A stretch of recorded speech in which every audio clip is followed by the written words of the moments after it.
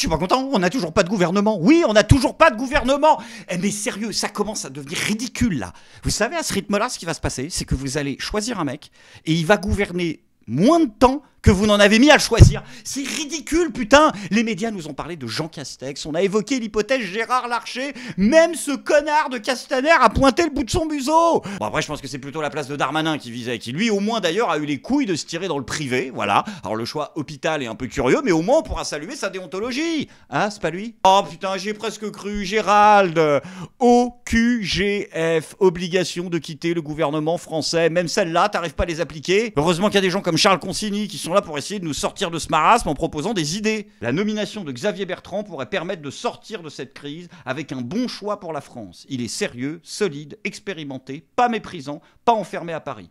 Par gros temps, il faut des gens capables de tenir la barre. C'est pas faux. Enfin, c'est pas faux. C'est pas faux depuis une semaine, parce que la semaine dernière, tu nous as expliqué qu'il fallait nommer quelqu'un du NFP. Ça a pas duré longtemps, la déontologie. T'as pas aimé? Te force pas.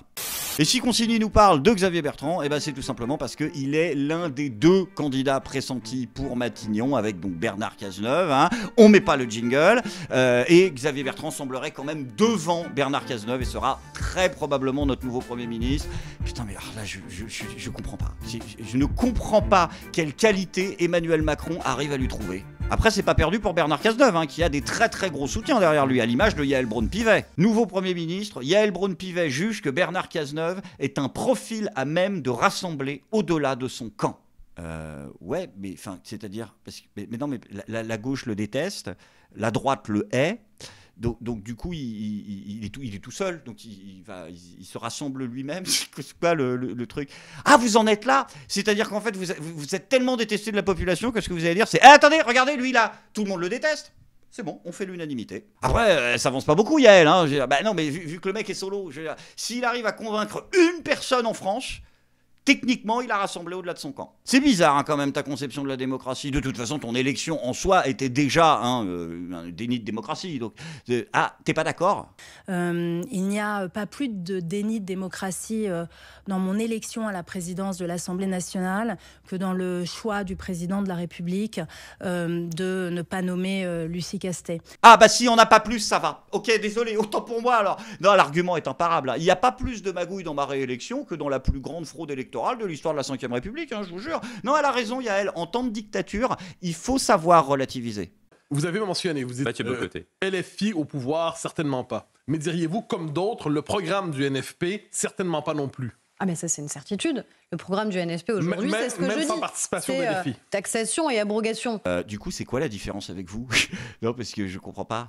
Ah oui, non, c'est vrai. Vous abrogez la loi et en règle générale, vous revotez la même après. Sur la question de la maîtrise des prix et de l'inflation, sur la question de l'attractivité de notre pays, des investissements internationaux, sur la question de l'emploi, on est un pays qui va bien. Donc ça veut dire qu'on a justement des éléments économiques qu'il faut qu'on garde absolument. Ok, donc en fait, vu que ça se passe bien en France, il faut pas que vous partiez.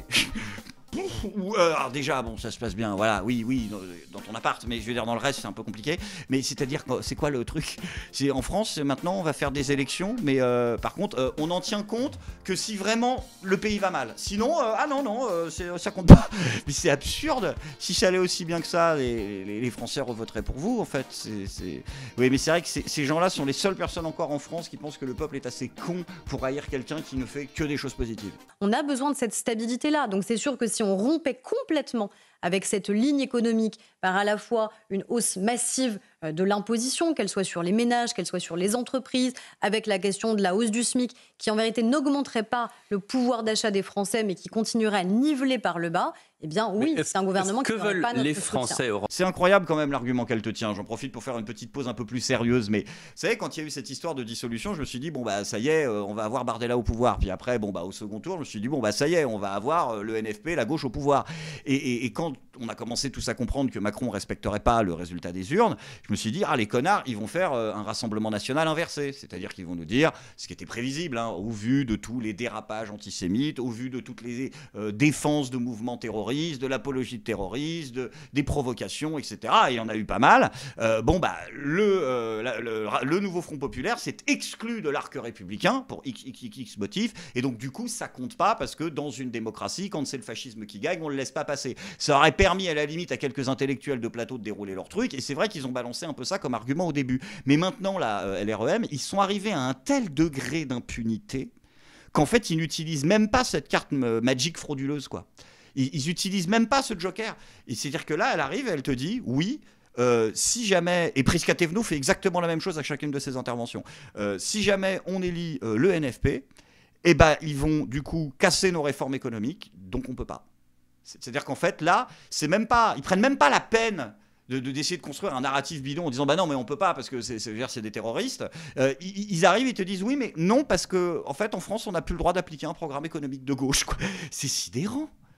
Et le programme économique de gauche qui est une crotte de nez comparé à celui du programme de François Mitterrand en 81, on est bien d'accord. C'est-à-dire que même un quart de Mitterrand, qui est déjà vraiment le tournant historique vers la social-démocratie, c'est plus autorisé en France. C'est vraiment le degré d'impunité absolu. Il va falloir vraiment que vous fassiez quelque chose parce que ça commence vraiment à se voir. Également ajouter cette information qui nous est parvenue, Emmanuel Macron, il envisage aussi de reconsulter les autres forces politiques, comprendre donc les oppositions. On n'est pas sorti de l'auberge Ashley très clairement, ça va continuer. On se demande même à présent, nous au service politique de BFM TV, si finalement tout ça c'est pas une opération aussi de vaste communication, potentiellement un peu d'enfumage. Potentiellement un peu d'enfumage. Est-ce que tu te rends compte qu'à BFM TV, ils sont en train de se demander si Macron serait pas un petit peu un escroc ? Normalement, là, c'est red flag immédiat. Dis-moi, Jupiter, tu te souviens de la période là où tu avais envoyé toute ton équipe de bras cassés en disant oui, le NFP, il respecte pas la démocratie et les Français parce que putain, ça fait une semaine, ils ont toujours pas de candidat. Heureusement qu'Emmanuel Macron n'attend pas qu'on lui impose quoi que ce soit, parce que ça ferait 10 jours que le Front populaire aurait dû proposer un nom. Ils nous ont dit pendant des semaines qu'ils étaient prêts à gouverner. On voit bien qu'au bout de 5 jours, ils n'arrivent toujours pas à même faire un resserrer des propositions au niveau des candidats. Ils ne sont pas d'accord. L'incapacité dans laquelle ils sont de trouver un candidat commun qui pourrait prétendre aux fonctions de Premier ministre montre bien les difficultés. On nous promettait, côté Nouveau Front populaire, une désignation d'un candidat au poste de Premier ministre pour hier, pour la fin de semaine. C'est vrai. On attend encore et toujours. Ils ont mis eux-mêmes 3 semaines à nous dire, bon, ils nous ont dit on a gagné, c'est nous qui devons gouverner, mais ils ont mis 3 semaines à faire une proposition. Et une fois que cette proposition a été faite, elle a été faite le jour du lancement des Jeux Olympiques. Ça a mal vieilli, ça. Et non, mais vous avez changé 4 fois de version aussi. Au début, vous nous avez dit oui, on peut pas les nommer le NFP parce que finalement, ils ont pas de candidat. Ensuite, vous nous avez dit oui, ok, d'accord, bon, ils ont un candidat maintenant, mais en fait, le problème, c'est que c'est la France Insoumise. Ensuite, quand ils ont proposé un candidat qui n'était pas de la France Insoumise, vous avez dit oui, mais il y aura de la France Insoumise au gouvernement. Ensuite, quand Jean-Luc Mélenchon, il a dit ok, on n'enverra pas de ministre de la France Insoumise et du gouvernement, vous nous avez dit c'est le programme. Et ensuite, que Lucie Castel a dit bah tu vois tout le programme, en fait on le décale dans le temps et c'est devenu un horizon. Vous avez dit oui, mais faut le faire quand même. Donc tu vois, au bout d'un moment, l'hypocrisie se voit. Et bravo à Jean-Luc Mélenchon d'y avoir mis fin. D'ailleurs, c'était un coup d'éclat. Cette idée de dire ok, très bien, vous voulez jouer au con, il n'y aura pas de ministre NFP, ni moi, ni qui que ce soit, de ministre France Insoumise, pardon, au gouvernement. Bah ça, j'ai envie de dire, c'est big up. Voilà, de savoir se retirer comme ça pour le bien des Français, pour le bien de la collectivité. Moi, ça m'a fait plaisir de voir que le Jean-Luc Mélenchon prétentieux, arrogant, qui pense qu'à sa gueule, ce nombril du monde narcissique, il est loin derrière. Et je les invite à s'inspirer de l'exemple de mon existence pour être un peu moins con. Enfin, loin derrière. Voilà, il est à 12 pouces, quoi, mais t'as compris l'idée. Je comprends vraiment pas ce truc que vous avez à pas avoir envie de bosser avec des gens du NFP. Qu'est-ce qui vous fait peur ? La Macronie. Ils sont trop gentils, les gens à Macronie. Nous, les snipers de Mélenchon, les Thomas Porte, les Léaumont, les Mathilde Panot, quand je la croisais dans l'ascenseur, j'avais peur qu'elle me morde. Merde ! Clap l'autre ! C'est pas possible, ça ! Non, c'est trop, je suis désolé, entre ça et le SMIC à 1600 €, ça va les conneries. Oui, c'est une connerie, c'est le président de Total, il nous a expliqué. Non mais encore une fois, le SMIC à 1600 €, réfléchissons un peu. Il y a pour moi quelque chose qui est vrai dans notre pays, c'est le fait qu'aujourd'hui, entre les gens qui travaillent et ceux qui aujourd'hui bénéficient, je dirais, de l'assistance collective, il y a un écart assez faible. Alors on va quand même regarder ce que nous dit Patrick Pouyanné, le patron de Total Énergie, dans le tweet qu'il a publié hier. Donc il nous a mis en fait l'évolution de sa rémunération au cours des dernières années. On va voir son petit tableau, mais je vous le redis. En gros, en 2021, on a frôlé les 6 millions d'euros. On le dit, on n'arrête pas de le répéter. Comment on recrée un écart entre la personne qui travaille et celui qui ne travaille pas ? Contrairement à 2020, où on était seulement, si vous me passez l'expression, autour de 4 millions d'euros. Sans transition les amis, c'est maintenant le moment de la bonne nouvelle du jour. Vous le savez, on l'a appris, hélas, la petite Camilla, 7 ans, est décédée après avoir été percutée lors d'un rodéo urbain. Et face à ce tragique fait divers, de nombreuses voix populistes se sont élevées partout en France pour réclamer le retour de l'ordre et de la sécurité. Heureusement, soyez rassurés, il existe encore des gens compétents, des gens sérieux, des sociologues, ne vous en déplaise, connectés au réel, pour dédramatiser la situation et mettre fin aux amalgames. Ces jeunes gens qui font des rodéos urbains, ce ne sont pas des voyous. Ah merde! C'est quoi alors? Putain, pourquoi je demande? Ce sont des jeunes gens qui, d'ailleurs c'est intéressant l'idée du Covid, qui s'ennuient. Ah! D'accord, je savais pas! En fait, s'ils tuent des gens, les gens, c'est parce qu'ils se font chier. Ah oui, ça explique plein de trucs. Dass ich anständig meine Zeit verwendet habe im Dienste meines Volkes. Gib du jetzt deine Stimme ab. Wenn ja, dann tritt für mich ein, so wie ich für dich eingetreten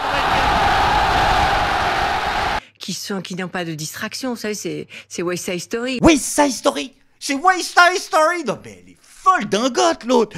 Non mais parce que c'était elle qui nous avait parlé de Roméo et Juliette à Crépole! Et on se retrouve dans les bandes, on fait des bêtises, etc. Alors parfois ça a des conséquences épouvantables. Épouvantable, si, elle est épouvantable. Comme ça, elle n'avait pas eu ça depuis Dracula. Donc c'est pour te dire à quel point ça la choque. Hein, c'est possible d'être encore plus déconnecté du réel ou pas? Marine Tondelier, au Pakistan, les mariages forcés en hausse à cause du dérèglement climatique. Ouais, encore une fois, je sais pas pourquoi j'ai demandé. Et donc c'est clair, mais décider de mettre en prison ou d'être extrêmement répressif à l'égard de ces jeunes gens qui 2 ans après vont se marier, vont trouver du boulot. Il faut pas les mettre en prison parce qu'ils pourraient se marier. Ben oui, c'est vrai. Je prie sincèrement pour que, en dépit du mépris que j'ai pour la personne qui a causé cette mort, je prie sincèrement pour lui pour que son avocat n'utilise pas cet argument au tribunal.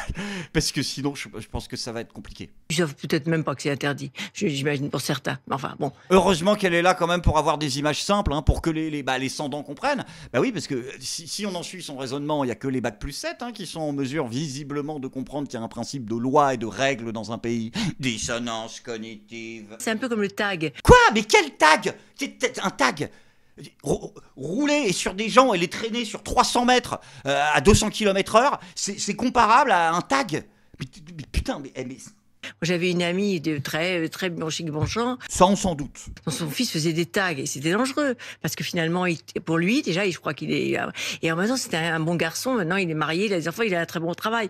C'est forcément le fameux argument du « je connais quelqu'un » et donc du coup, j'ai vu qu'une fois au chalet... Enfin, c'est combien déjà le budget du CNRS? Je suis pas content!